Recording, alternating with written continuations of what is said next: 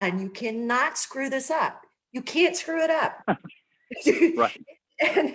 And the nice thing about a call night is you're all in this together. We all have reservations, fears, and a lot of these fears are just based on BS, quite frankly.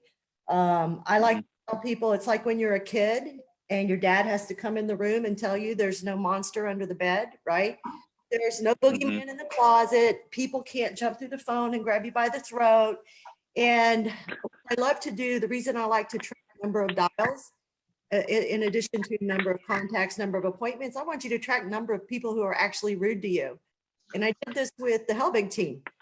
We did 242 calls in an hour, and only one person was rude, and that person was drunk. So of the fear. And if somebody is rude to you, boom, who cares? It's something to laugh about later on. Secondly, this is a contact sport.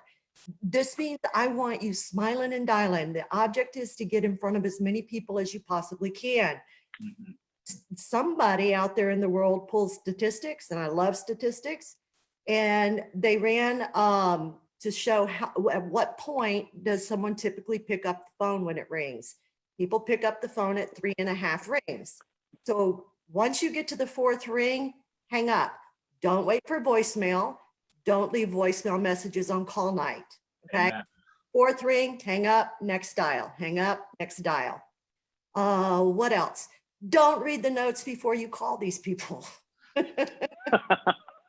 We talked about that yesterday.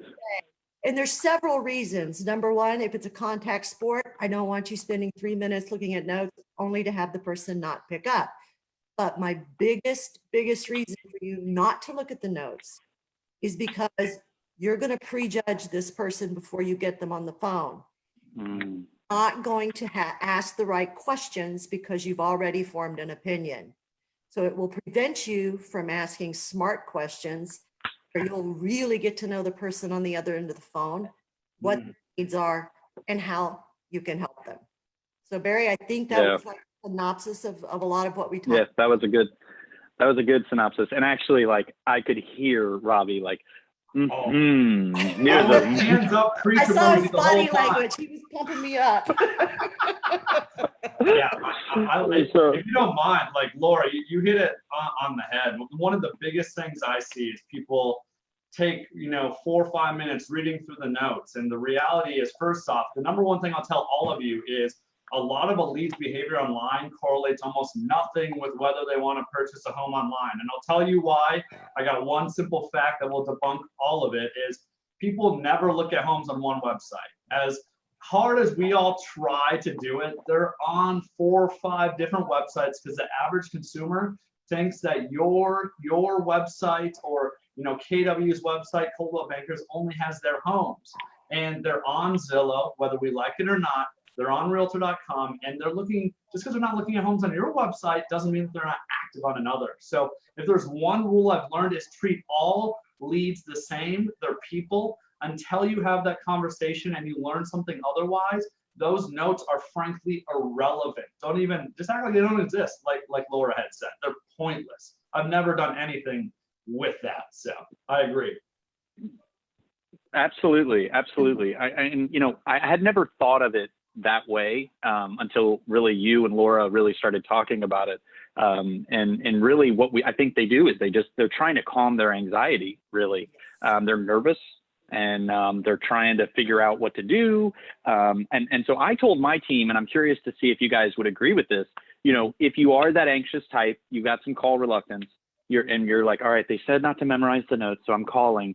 I like to start out by introducing myself and asking a question because it gives me time to kind of reorient myself.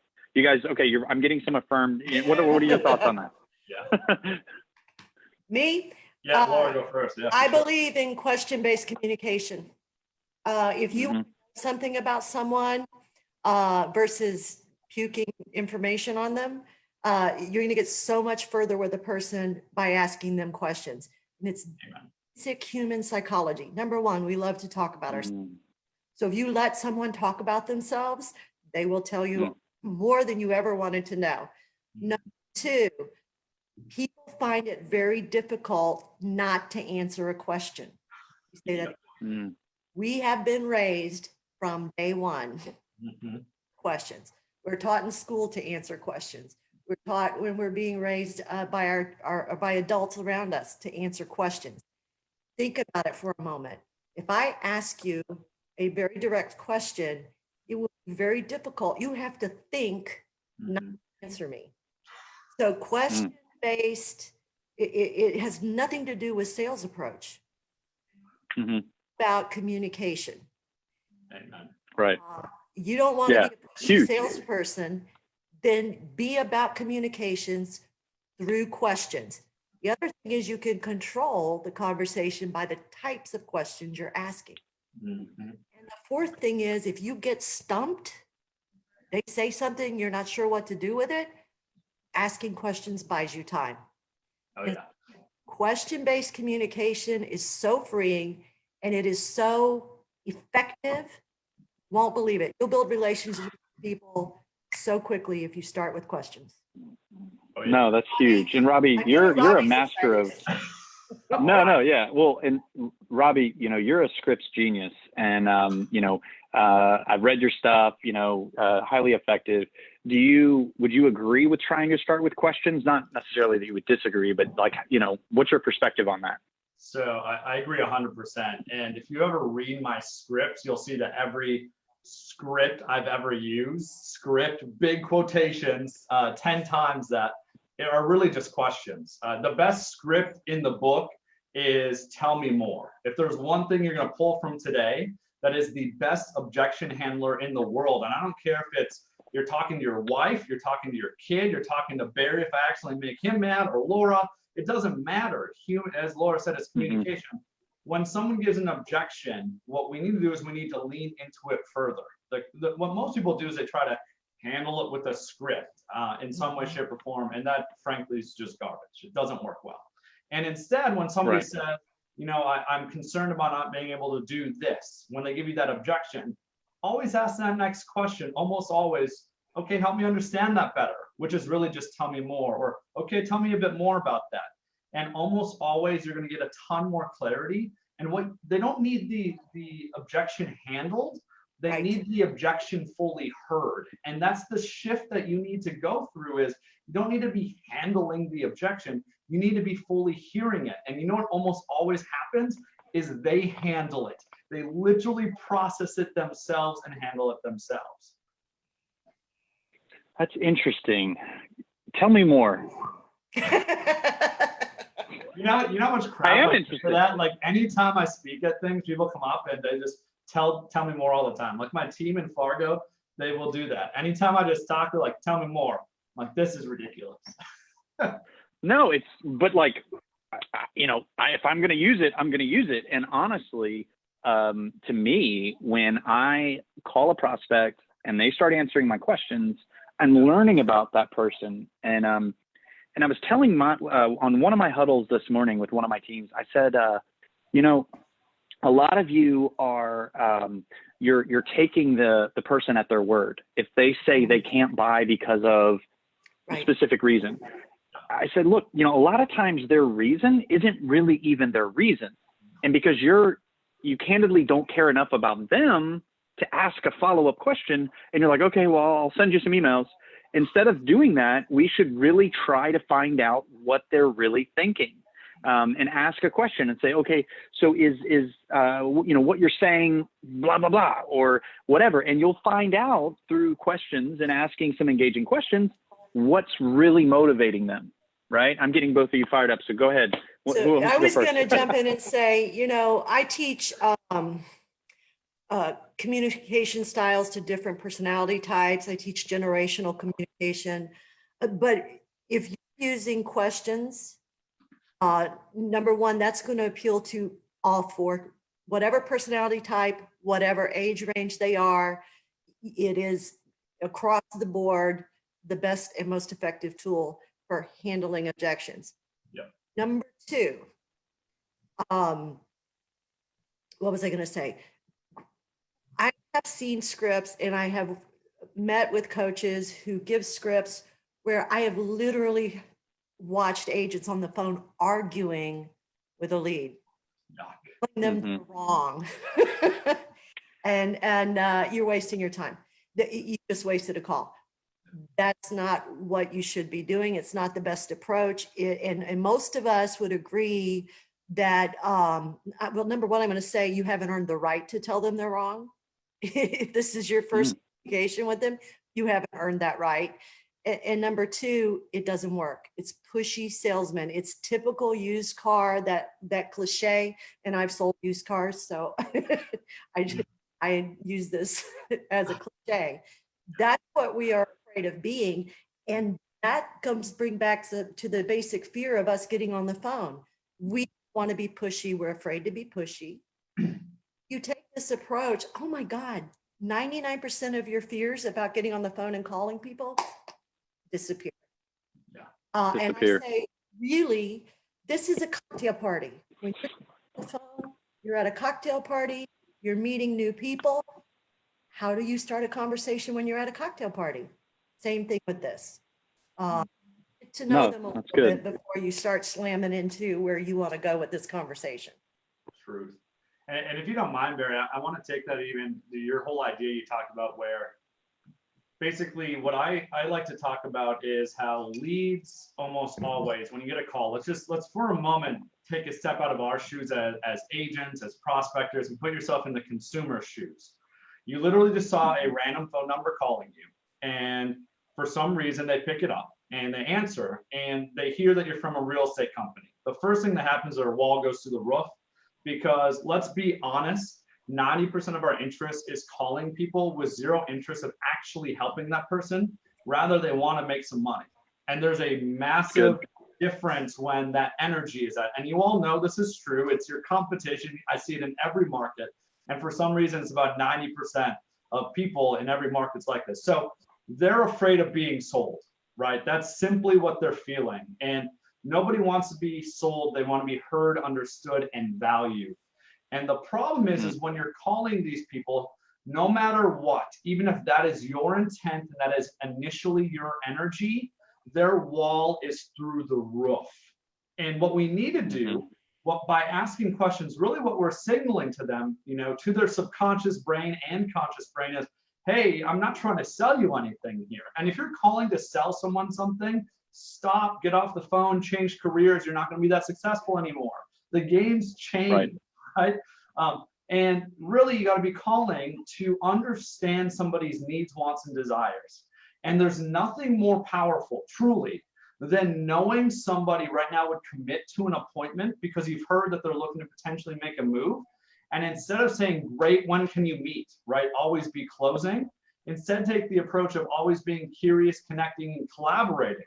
So when somebody says that they're looking to make a move, don't go for the kill. Be like, help me understand that a bit more. Help me understand where you're coming from. And they're going to say, well, we're looking to get a bigger home. Okay, cool. Tell me more about that. Like, it's literally this easy to do. Now, here's where it gets tough for a lot of people. And this is why I think a lot of people shy away from it, is almost always it eventually leads to some form of emotion, especially with people that are, in some way, shape, or form going through some type of death, debt, divorce, the not fun stuff. And I usually say about half the people I've spoken to that are buying or selling, it's for not fun reasons. And those are really tough calls. And if you want to go, learn how to be empathetic, go study Brene Brown. She's an OG of it, and she's got some really good stuff. But that's my perspective, is that surface level answers are guarded, and you take that down by asking questions. And it's crazy how that wall just slowly comes down each question you ask, because you're just saying, hey, I'm not here. Okay. All right. So that was really good stuff, man. Actually, both of you guys, that was really good stuff. So let's pause for a moment. I have a challenge when I listen to webinars. I get like, yeah. And then I don't take anything home. So let's pause for a second. Let's just pull out a couple of nuggets for you guys. So when Laura was talking, I remember she said that she doesn't recommend leaving voicemail. She gave reasons for that, but just, pay attention. That's what someone who is skilled in this area is saying. On call night, just get through the calls. She also said, have fun. They're not going to hurt you. They're not going to destroy you. both Laura and Robbie advised us to ask questions. And you know, Robbie hit on tell me more. And he used 3 C's. What were your 3 C's? It was curiosity, connecting, and collaborating. I did a whole TED okay. talk on how the new ABCs of sales are always be curious, connecting, and collaborating, not always be closing. I like that. Right. Yeah. And like, you know, and so that's another thing to remember, because I've always told my team to come from curiosity. I said, think about a person that is interested in the other person, whatever the circumstances are. How would they act? Right. And what's cool about this is, like, you can be a really good person and do things the ethical way and crush it. You can crush it. Yes. It's incredible. So those are a few takeaways. Let's keep building off of this. What do you guys think? So let's say an agent's got a couple hundred leads, 200 leads. Maybe their team has a massive pond. How should they prioritize their calls tonight? Any insights from either of you? You can go first, Laura. I can go first? Okay. First of all, don't wait till it's time to do calls to organize your call list. I want you to set up your call lists and have them ready to rock and roll. You log in and you just start calling. We have the advantage of YLOPO and YLOPO tags. There are some I really enjoy. Anything that's AI engaged, hand raisers, AI engaged, Y priority alerts. Some that we miss in our system. There is a tag that is within _90_days, within 90 days. These are people that when they registered on our site said they're looking to buy within the next 3 months, okay? We complain a lot of online leads are further down the road, but we're missing this tag. So you may want to take a look at that tag. Surprisingly enough, I advise people to pull down lists of leads that are 6 months old that are still active in our website. Because if we know that most people are 6 to 9 to 12 months out, you're going to catch people who are just now coming into being ready to have a conversation with you and set appointments. So go through, I want you to set up these lists, okay? If you're using Follow Up Boss, if you're using Lion Desk, if you're using FirePoint, it's very simple. Follow Up Boss, it's called a smart list. You can set it up and have them all right up there at the top of your screen. If you're in FirePoint, you're going to go in and use the tags, and you're going to bookmark them so that you can pull them up off of your browser bar. If you are in Lion Desk, you can do saved filters. Take the time today. Don't wait until you start dialing. Set this up. If you have a dialer within your system, I recommend you use it. Pick the lead, pull your list, start at the top, and you're going to hit the dialer, let it ring, hang up on the 4th, next call, next call, next call, next call. What you're going to find is you're going to start getting text messages and phone calls back. So be prepared to the back button in your CRM. You hung up on someone, you're into your next call, they call you back. So be prepared to go back and call those folks back. So my biggest thing is prepare your lists. Don't wait until you're sitting down and getting ready to start the dial. Remember, we're looking at number of dials, number of contacts, number of appointments. This is a contact sport. So have fun with it. Love it. Okay. All right. No, that's good. That's good. Robbie, what are some insights that you would share? So I think in terms of organizing it, Laura hit it on the head. You got to have the plan made before you pick up the phone and just do what she's saying. Follow that, whatever procedure you want to follow. Make sure you have your target list of 250. If you guys on the night are not just calling YLOPO leads, the way in my world, the way we prioritize is generally we'll call our Zillow leads. We have extra Zillow leads that we haven't got a hold of. We'll call those before we call the YLOPOs just because we've had more success and they convert at higher levels. It's not to say we won't get to the YLOPOs because we're going to, but we're going to call the Zillow or any property inquiry lead, frankly. First, because generally they're a lot closer, they're a lot more further up than others. So that'd be my first thing. Okay. The second thing I'd hit on is another KPI I would track in addition to what Laura said is I would track future follow-up schedule. Don't just be thinking that tonight's all about, and success tonight is just about booking appointments for now. It's about getting people in the hopper that you can follow up with in the future. And all the teams that I've studied, the best lead converters out there, they don't win because they just do the one call night once in a while. They play that follow-up game. And they do this crazy thing. They call a lead back 6 months later when nobody else does.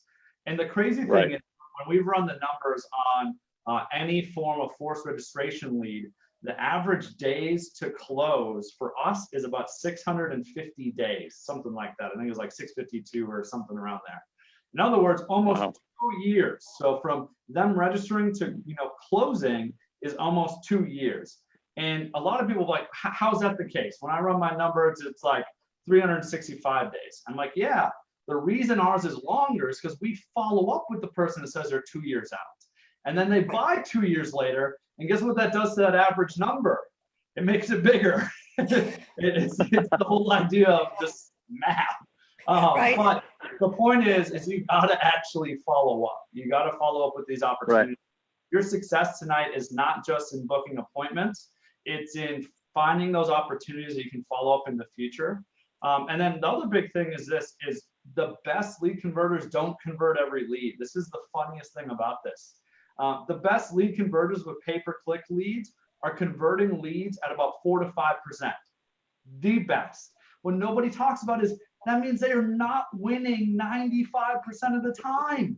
So find the 95%, move them into a pile, and don't care about them. Find the 5% that you can win with. And if you're trying to convert every lead and you're wasting time trying to convert that person that says they're not at all interested, when you've asked questions numerous times, you are wasting everyone's time. So move on. You don't need to convert every lead. And actually, you're converting less because you're trying to convert everything. So there's a couple of my thoughts there. No, that's really good because, I ask my teams, I say, look, same percentage. I say, look, out of 100 leads, I want you just to connect with 5. And I want you to label those 5 hot, warm, or cold. That's our system. It's hot, warm, cold.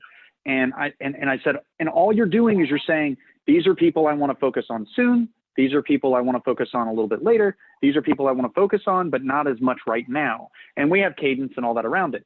And so, what do they say about baseball? 3 at bats out of 10 that you get a hit, it's a 300 batting average. You're doing great. And so, this is no different. If you get 5 out of 100 relationships, that's a huge win. I think we give up too soon. We give up at like maybe 20 or 30.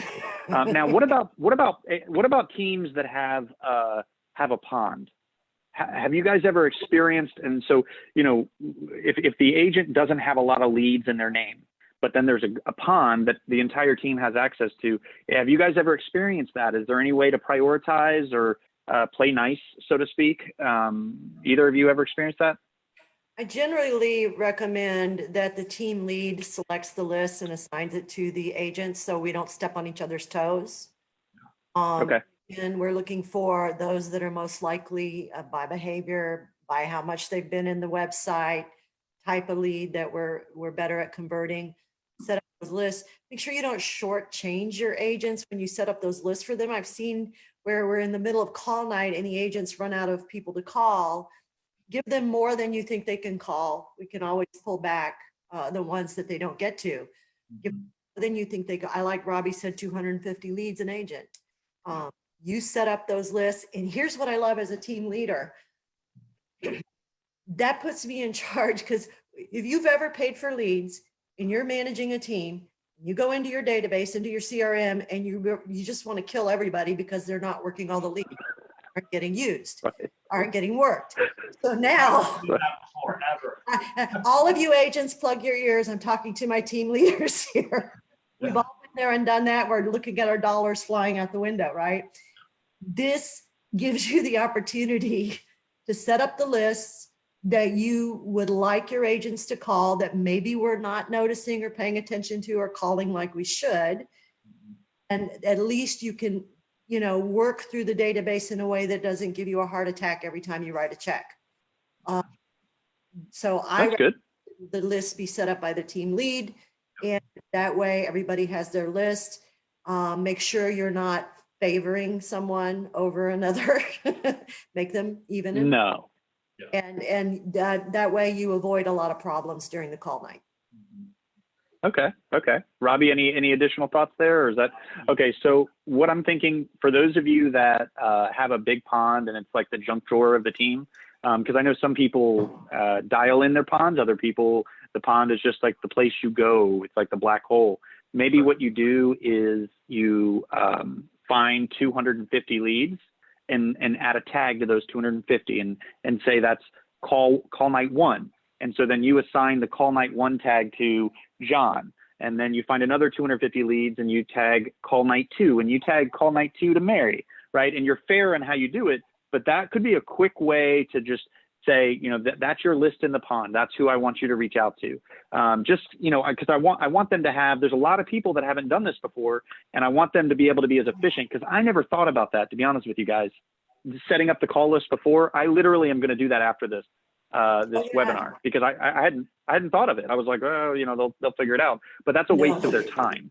It's a waste of their time. They won't figure it out. And that's why, right. It's paralysis by analysis for these guys. You have to make it as simple as possible. There's something that came to my mind, Barry, that I want to backtrack for a moment on the questions piece. We're telling people ask questions, but are we really arming them? And one of the things I recommend is a quick role play session before we get on the phones. So we always do role play.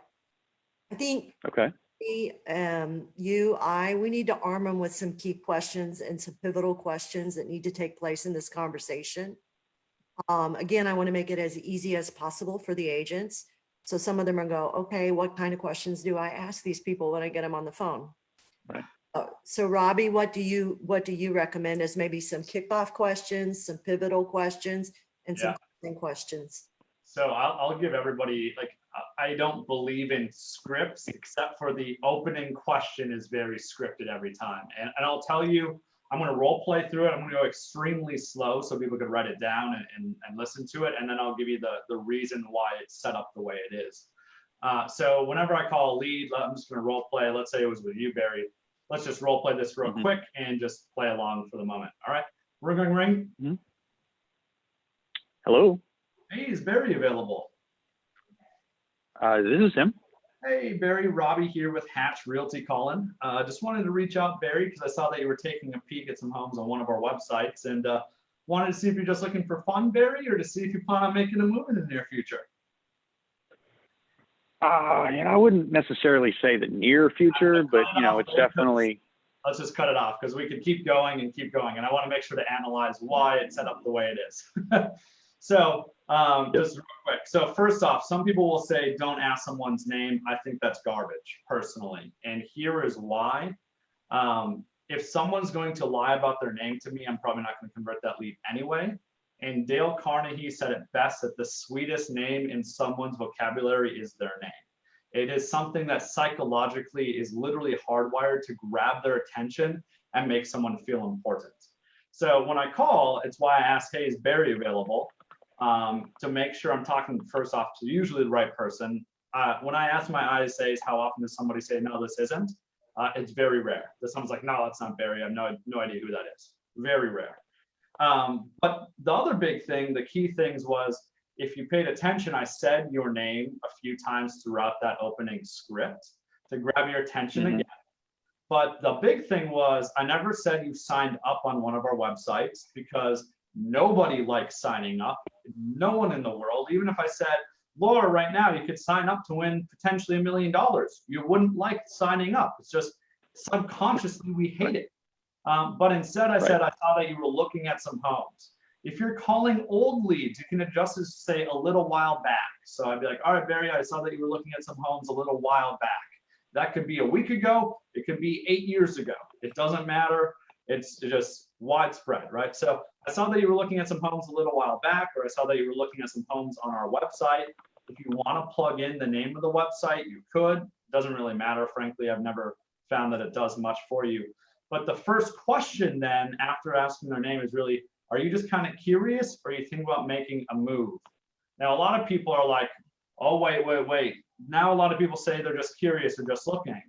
And that's when I say, okay, great. Well, what had you curious in real estate? What had you just looking at real estate?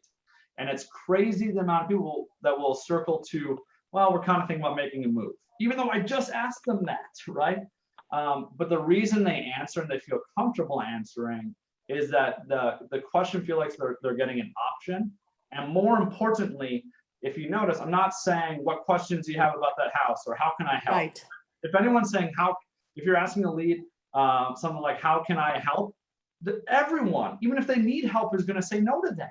It's just, right. It's a terrible question. And more importantly, we're not talking about the house, because when you talk about the house, your value proposition becomes you being a gatekeeper of information. And that's it. They only want to talk about the house. And getting off of that is really difficult. So we start with, are you just curious? Are you thinking about making a move? Because that puts them at the center of the conversation. And then we just dig deeper and dig deeper from there. And I didn't want to keep going. Really, really good. I have to hit on No. Well, Dude, and here's, no, that was awesome. Here's the thing, guys. You can take what Robbie just said. The most critical part of your calls tonight would be that first 7 seconds. Yes. That's the part. If you can't get past that first 7 seconds, the rest is useless. Pointless. Yep. Before y'all get on the phone tonight, find somebody that you can spend 30 minutes to an hour role playing with, and maybe develop some other key questions that come. But you master that introduction, and then you master the end of that phone call. You're gonna do great. Introduction, master that before you get on the phone tonight, because that's also another key fear factor for you that's going to keep you off the phone. Well, I don't know what to say when they pick up. Role play this, role play this, role play this.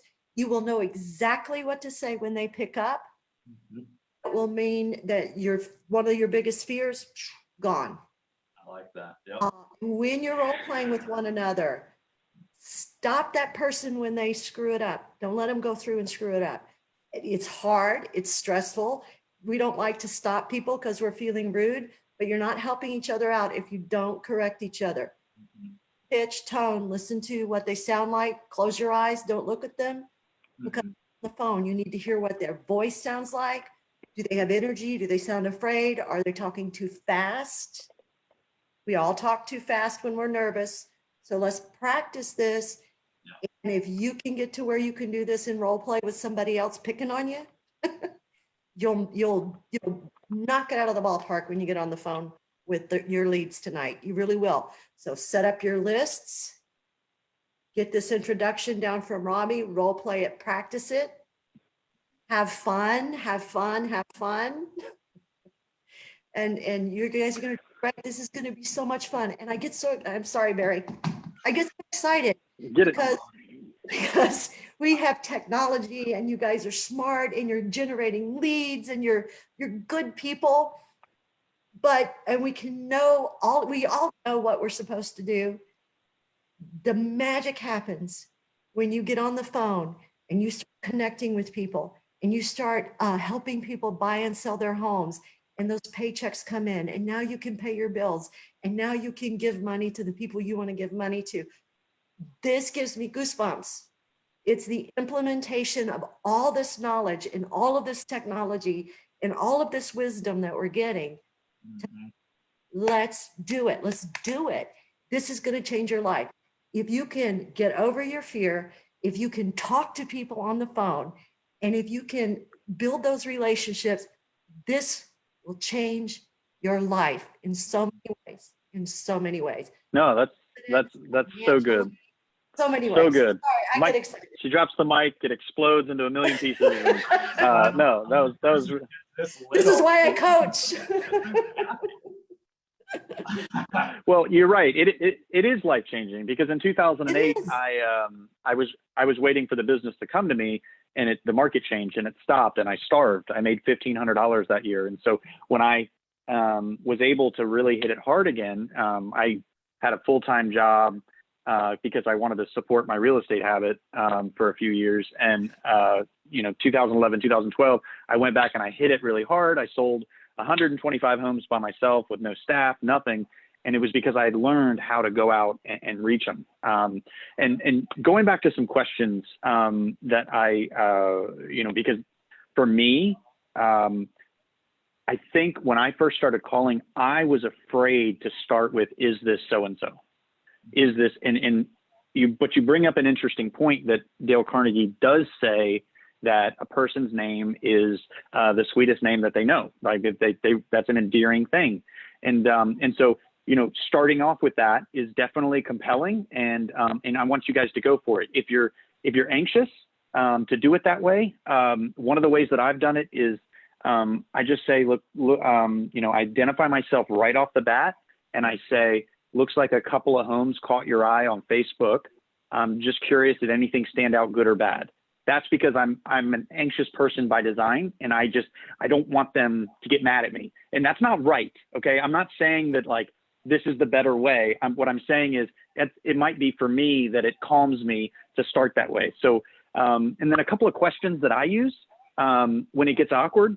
Notice how I'm really focused on when it gets awkward. But when it gets awkward, I'll ask, what would you like to change about where you live right now? And everybody's negative. There's things they hate about where they're at right now. And then I want to get to talking about the money. So sometimes I'll ask, do you happen to have a friend or a family member in the mortgage business? And that'll transition. But, and then something about when Robbie was role playing, I don't know if you guys noticed, but he used the word peak. Looks like you peaked at a few homes, right? And that is such a, we say, I see that you're browsing online, or, I see that you're viewing properties, or you're seeing my listings on my website. And he's using peak. So can you expand on why you would use a word like peak? Because I think that's very, anyway, go ahead. I honestly don't even know. I guess maybe, I think the thing I have learned, so for those of you who don't know, I was an ISA for 2.5 years. I did this, I called 100,000 people. And before I did this, I worked on political campaigns. And what I learned was people don't want you to use big, long words. What I've learned is short, sweet, direct, to the point is always better. And informal is better than formal. And I think peak just seems like a normal word. Browsing just feels super odd. I think I do want to add one thing, Barry, by the way. One of the other reasons, I didn't even tell you guys this, one of the other reasons we asked, hey, is this Barry, or hey, is Barry available? Jim, the top ISA in the country, he just literally says Barry, and it comes across and it sounds like a question. It's all the same thing, right? Here's why, another big thing. I tell everyone the best lead converters out there that I've studied, they're chameleons. And what I mean by that is they're instantly mirroring and matching who they're talking to, which I think is the ultimate form of empathy, being able to change yourself to be more like someone else. And I have done it before where I literally see the world differently because I'm behaving differently. So if somebody is super high energy, when they say, yeah, hey, this is Barry, I'm gonna be, oh, hey, Barry, how's it going today? Right? Something like that. Right. If she asks and says, yeah, this is Barry, and say, hey, Barry, just wanted to, I'm gonna match, right? Because what people don't realize is people love people that are like themselves. Laura knows that. Everyone knows it actually internally. Like, we all know this. And the cool thing is, before I say anything of substance, I now, based off of the way they answer that call, I can now instantly mirror match. By the way they say, yeah, this is Barry. Because a high I, yeah, hey, this is Barry. That lower, the SC's gonna be quiet and soft and cautious. And now I can change how I'm gonna say that whole, I saw that you were peeking at some homes. I can change that drastically based on who they are to speak their language. Because if I'm going in super high like this with a lot of energy and they're down here, I'm going to scare the living hell out of them. They're gone. So that's another big reason why we use the whole approach of bury. And two questions that you should be asking that I want to layer into this.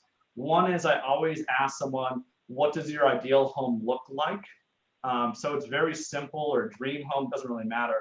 And then one question a lot of people don't ask, and I don't understand it, this is way further into the conversation, but something along the lines of like, what do you want your agent to treat you like? What type of process do you want to go through? Like, we spend a lot of time talking about what they want, but we fail to find out what they want out of the process and what type of agent they want to work with. So ask them, be like, what kind of agent do you want to work with? So those little things can be little things. And the cool thing is you now learn what matters to them through their answers. Absolutely. Absolutely. All right. So question for you, for both of you. You get them on the phone, you introduce yourself, you ask some questions, you find out some information, right? If it's like most calls, the person doesn't say, can you come over tonight to sell my house? Or can we meet tomorrow morning? I want to go look at homes. I hope that happens, but let's not try to scale our business off of that. So what is your go-to close? Like, and I know the conversation can, take you down different paths. I realize that, but like, where are you headed when you're calling these people? Do either of you have any perspectives? What's the goal of the call? Is that too generic because we don't know who we're speaking to, or any thoughts there?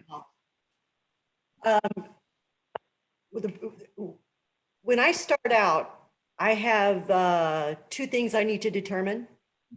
The first thing I need to determine is, are they really thinking about doing real estate within the next year or so? Somebody who was just, sitting in their mom's basement clicking on houses. So, but determine if they're really going to buy. Robbie hits that question right at the gate. Is this something that you're thinking about doing, in the near future? Once I do that, then I need to figure out where they are in the process. And there's typically 4 phases. Barry, you talk about dreamers, planners, shoppers, and transactors.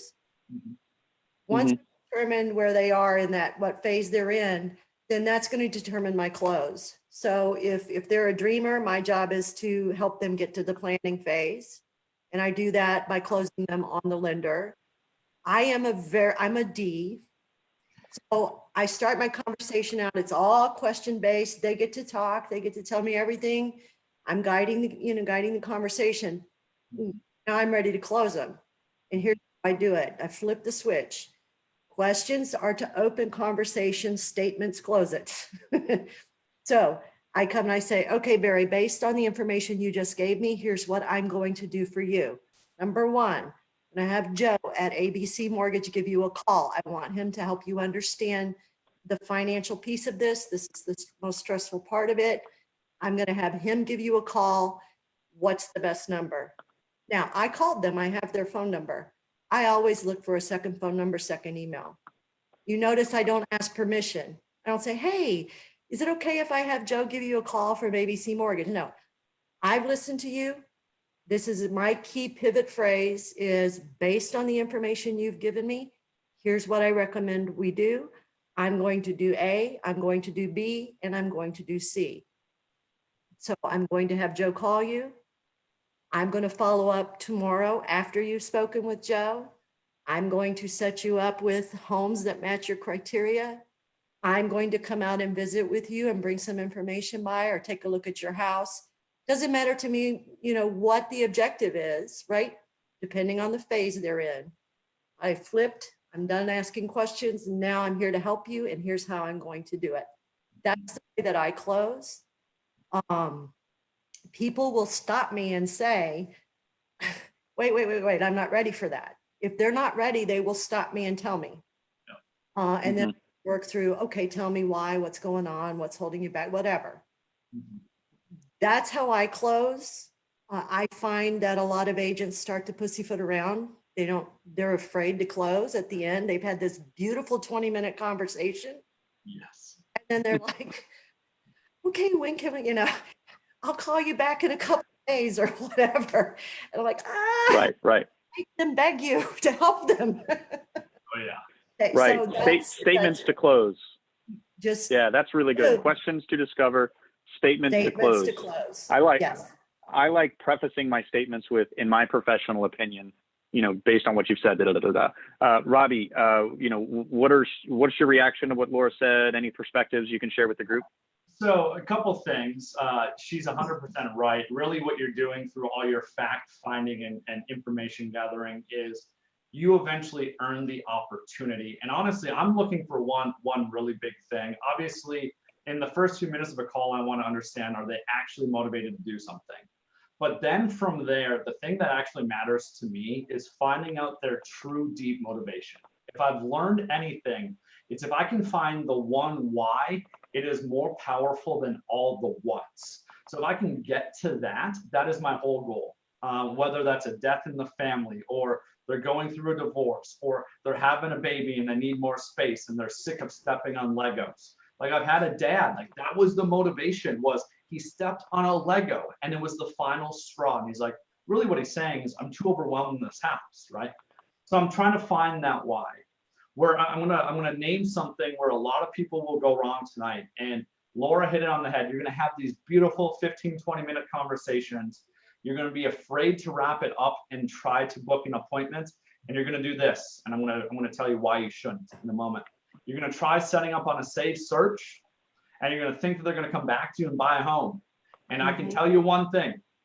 What you should really do is you just go take some money and give it to your competition. Because here's what happens. Go watch this. This will scare the living hell out of all of you. And I just saw it happen in my world because I did this so much. Safe searches is what happens. If I call someone and first off, if they're motivated enough to buy a home based off of a safe search, that's what I'm talking about here. I'm not talking about somebody that's actually a year out. I'm talking to someone that's motivated enough to buy off a safe search. Here's what happens is they get that email from you. First off, you're not the only safe search they're getting. Don't trick yourself. But you get that safe search and it comes through with your email, all that fun stuff. And they like that house. The first thing people today want to go and do, especially millennials, Gen Zers, heck, everybody, is they want to see it with their eyes. It's not enough to see it on the computer, but they don't want to reach out to you to see it. So what do? Most people are looking to buy a home near where they currently live or work. Almost always it's within the realm, probably 5 miles of where they're currently at, give or take. So what they do is they drive past that home, that listing you sent them. Now, this is what should scare the heck out of you, is what is sitting in that front yard? A sign.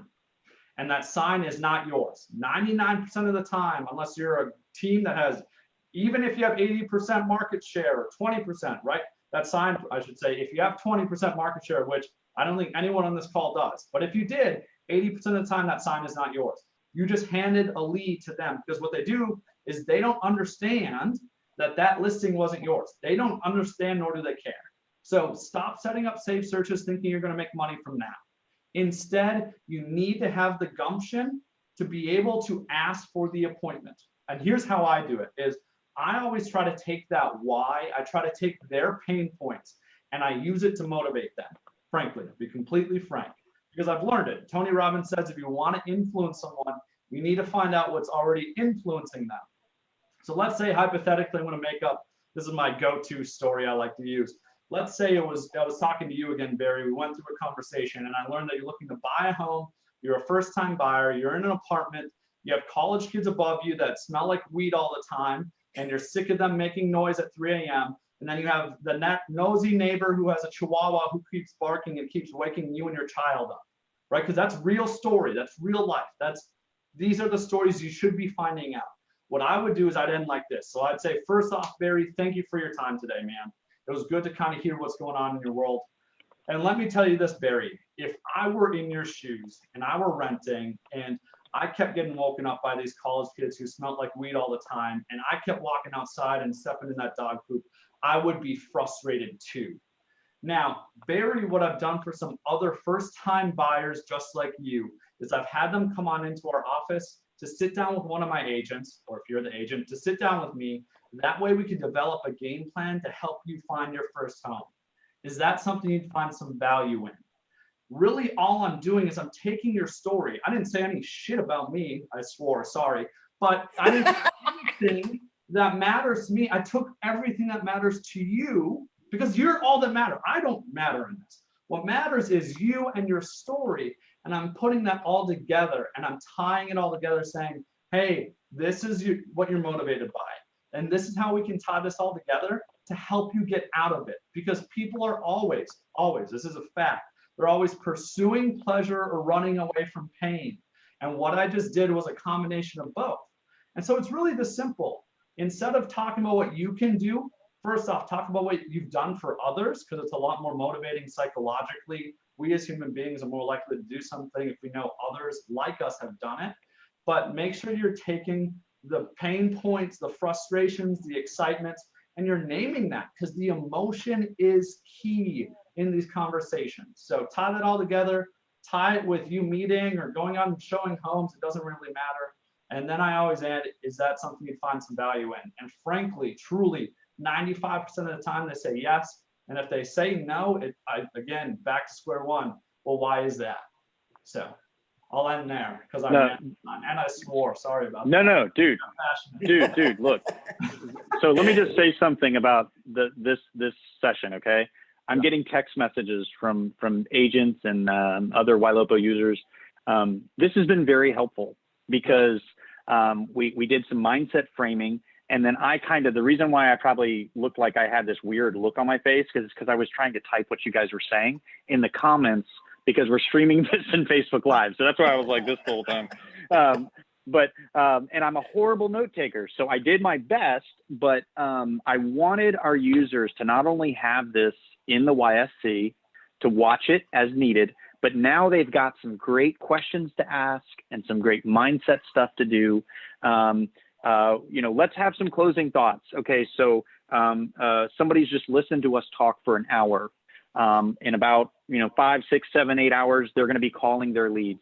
Is there any final words that you would like to share with the group? Anything you would say to them as you kind of send them off? Laura, will you go first? Don't let fear stop you. Don't worry about being perfectly prepared. I mean, we're throwing this out here and we're not perfectly prepared as YLOPO, but we're putting it out there. We want it to happen. Don't overthink it. Make it fun. The one thing I will say is there are going to be some of you that are going to set massive numbers of appointments tonight, and some of you are going to score a goose egg. Mm-hmm. For those of you that score a goose egg, understand that tonight was not your night, but tomorrow night will be. So whatever happens tonight, don't stop. Don't be down on yourself. Have fun and make a commitment. You owe it to yourself to make a commitment to do it more than just tonight. And that's yeah, very sage advice. Very sage advice. Robbie, send them off, man. Last thing I'll say from my perspective. First off, so glad to be on with you, Barry and Laura. I love geeking out about lead conversion. There's not many times I get to do this. I think one of the biggest things that I see people become fearful of is they think they need to be perfect. And they think they need to know exactly what they say. And then the moment they trip up or they stumble, they think that they've failed. And I'm not the most polished person. You should have seen me when I was in ISA. Good Lord, I was garbage. And Jim, who is the best ISA in the country, is going to pen his 1,000th deal this year in the last 5 years. He will be the first to tell you he's not perfect. And he's the best lead converter I know, hands down. I think far too many of you are valuing perfection over having your heart be in the right place. And that is the biggest thing I can preach to you all today. Walking away from this is you don't need to be perfect. Rather, put truly their interests above your own. Ask questions, let go of the attachment of I need to make some money today. Right. And instead be bought into I want to serve and help these people. And if you can do that and you can come from a place of love, I think it's an underused word in business. If you can come from a place of love, a paradigm of love of how can I help and serve this other person, you will convert opportunities, whether that's today or tomorrow. And the other big thing is consistency. Tonight's a kickoff is how I would view it for you all. Consistency matters. The reason Jim's the best ISA in the country is because he's been consistent. You should see his pipeline. It's ridiculous. And the best people I know, the best lead converters I know, they're consistent, they're not perfect. So laugh at it. When you screw up, own it. I told a lead I loved them once, like, because I just spoke to my wife before it, and I told this like 65-year-old man I loved him when I got off the phone. So you can't beat that. So just have fun, like you said, you know, don't be perfect. And there's a lot of psychology that shows that perfect actually scares people, and your imperfections are actually relatable. So don't be perfect. You don't need to be, frankly, throw in an accidental, you know, stumble once in a while. It's not a big deal. That's from both of you. That is very sage, insightful advice. And those of you that have been able to watch, what I'll say is this is another example of how Ylopo is attempting to actually be different as a company. We are trying to come at this from a place of incredible value and contribution. And so tonight is another example of that. So definitely get your call list, get them prepared, I would say just done is better than perfect. Just go make it happen, and look forward to awesome videos and updates tonight. Laura, Robbie, thanks guys. We really appreciate it. Have a great day, everybody. Ylopo community. Bye.